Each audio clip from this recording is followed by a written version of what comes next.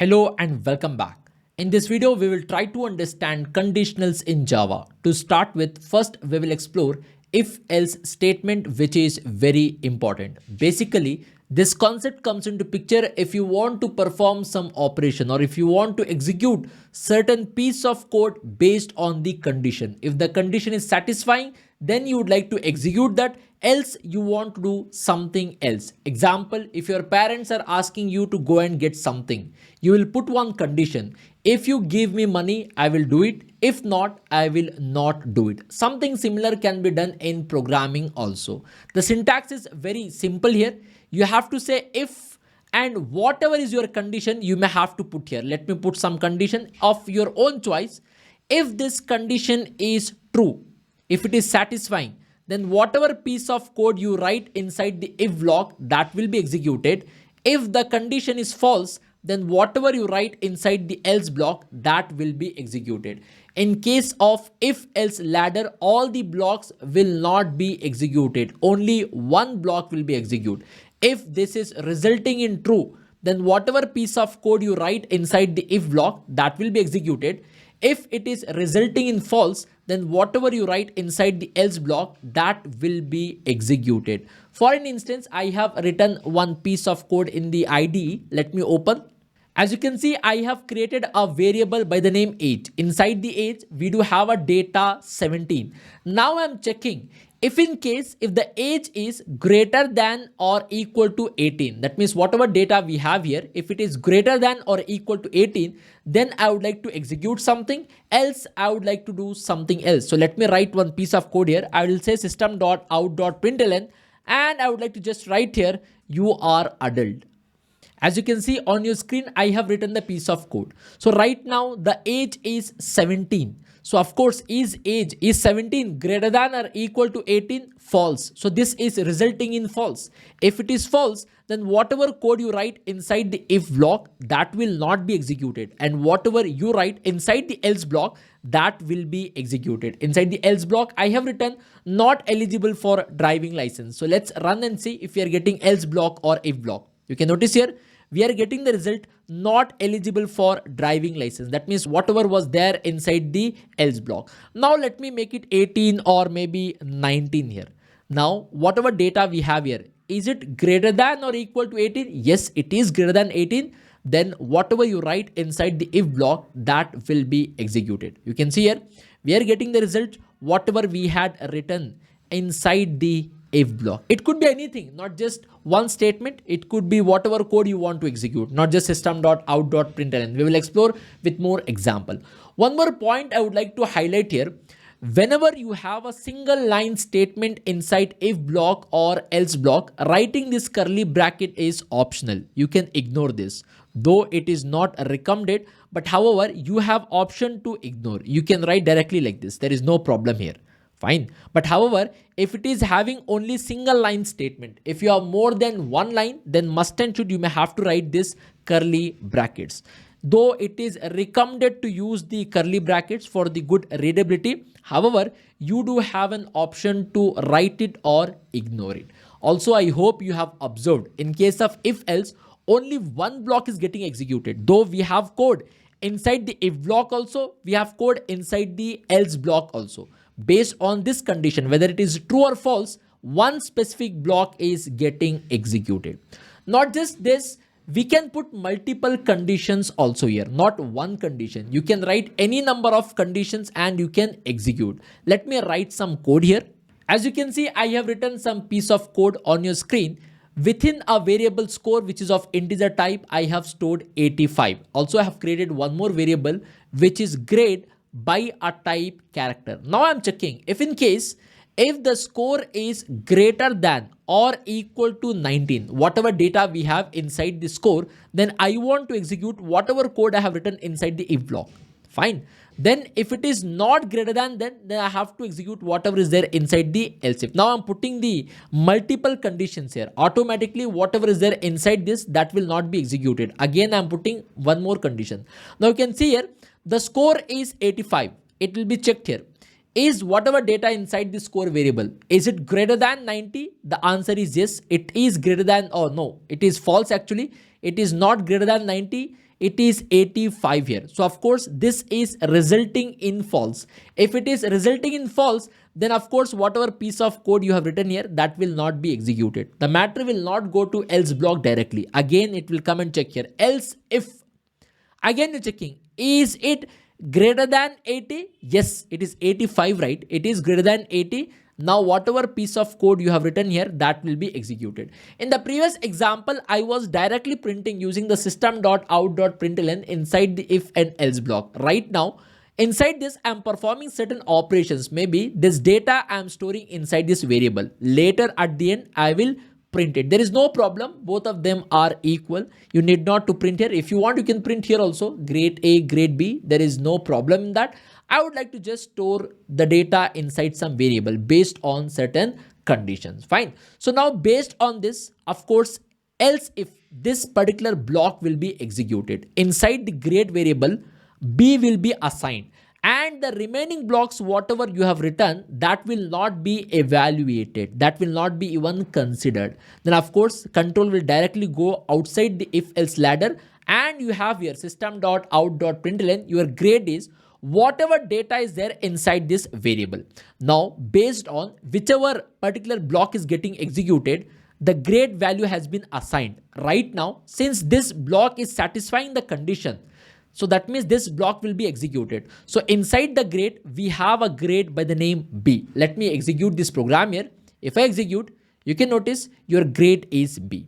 Now, if I just give here example 65, you can see here, is the score greater than 90? No. So this will not be considered.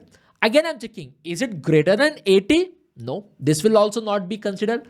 Is it greater than 70? Nope. This also will not be considered. Finally, the grade F will be given. If all of the blocks conditions are resulting in false, then finally we have else block, which will be executed. Now, if I have to run, you can notice your grade is F. I hope you are able to observe one point here.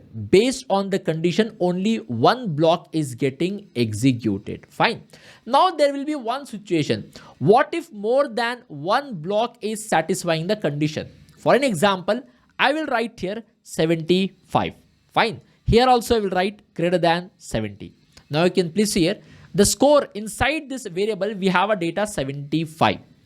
Whatever data we have inside this, is it greater than 90? No. So this is resulting in false. So whatever code you write here, that will not be executed. Again, you're checking.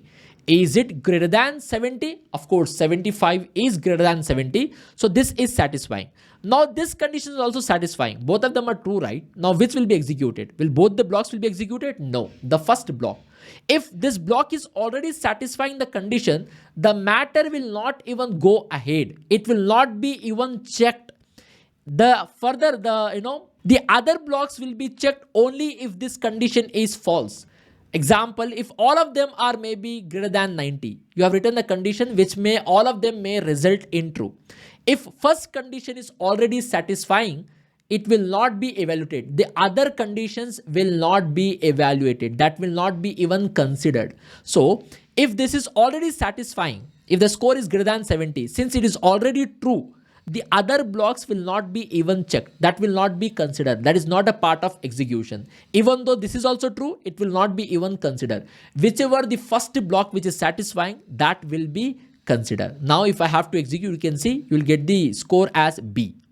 You can see your grade is B. Whatever code we have written here. Though this is also true, this is also true. But of course, whatever is the first, that will be executed. I hope it is making sense. Let me just make it normal.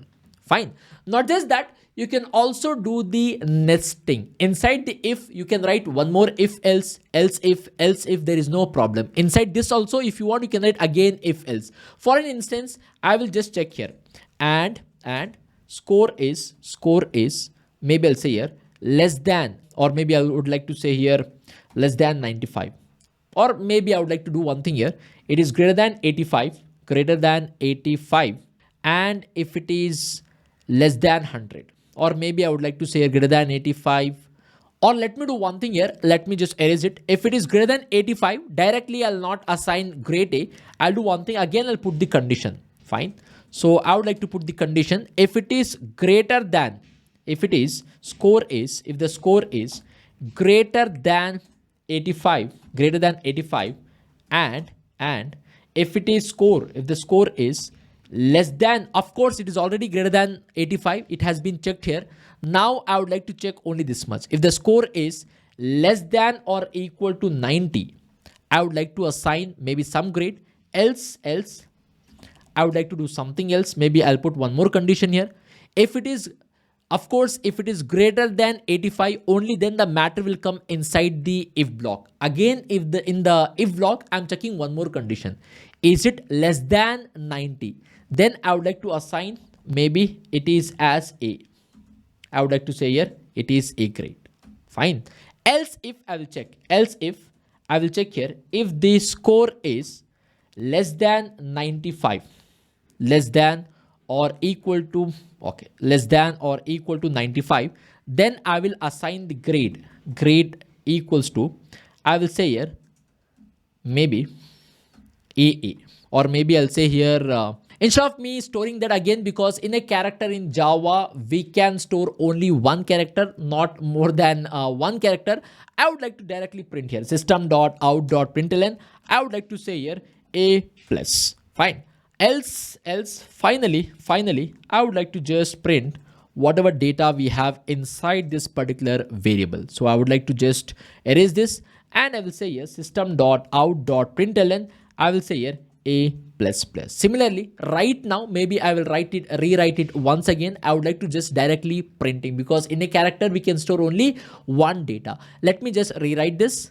As you can see here, I am directly printing here instead of storing in a variable, because you know very well that in Java char data type can store only one character, not more than one character. So I will not be in a position to assign A plus or A plus plus. What body is there, that is not a matter of concern. Whatever is there inside the if block, whatever is there inside the else block, is that getting executed. Now let's try to analyze here. The score right now is 75. Is the score greater than 85? Whatever data is there inside this variable, is it greater than 85? No. So whatever code you write inside the else block, that will not be executed. So whatever you write here, that will not be even evaluated. Now again, you're checking here, is this score, whatever data you have inside this, which is 75, is it greater than 80? No. So this also will not be executed. Again, is it greater than 70? So of course it is greater than 70. Hence whatever code you write here, that will be executed. Directly I'm printing here, and you can see here you will be getting the output as C. You can see I'm getting the output as C. Fine. So let me just make it 85. Fine. Now please see here. Is it greater than or equal to 85? Yes, this is satisfying right now. At least it is equal to 85. So then whatever you have inside the else, that will not be evaluated, that will not be executed. So of course, because this condition is true. If it is already true, then the matter will not go further. Now, in order to execute, since the condition is true, in order to execute whatever piece of code you have inside the if block, it will go inside. Again, you're putting one more condition. Is it less than or equal to 90? Yes, it is less than or equal to 90, and this will be executed. The other else if within the if block will not be executed. So please see here. So whatever code we have here, that will be executed. Now let me make it, maybe I'll say here 95. Now maybe I'll say here 96. Fine. If I give it 96, now whatever data we have inside this variable, is it greater than 85? Yes. If this is true, then whatever code is there inside the if block, that will be executed. And whatever you have written here, that will not be even considered. Fine. So now it will go inside the if block. Again, you're putting the condition. Is it less than 90? No, it is not less than 90. So this is false. Again, it is checking. Is it less than 95? Nope, it is not less than 95. Again, the matter will go to else block. This will be executed right now, whatever you have written here. So you can see here A++. I hope you are able to understand. You can put multiple conditions. You can do the nesting also. Inside this else if also you can write if else, there is no problem. Inside this if block also, if there is need arises, again you can write if else, there is no problem here. I hope you could able to understand the if else ladder. Based on the condition, it will execute certain statements or certain piece of code. whatever you want to execute. Fine, everything will not be executed.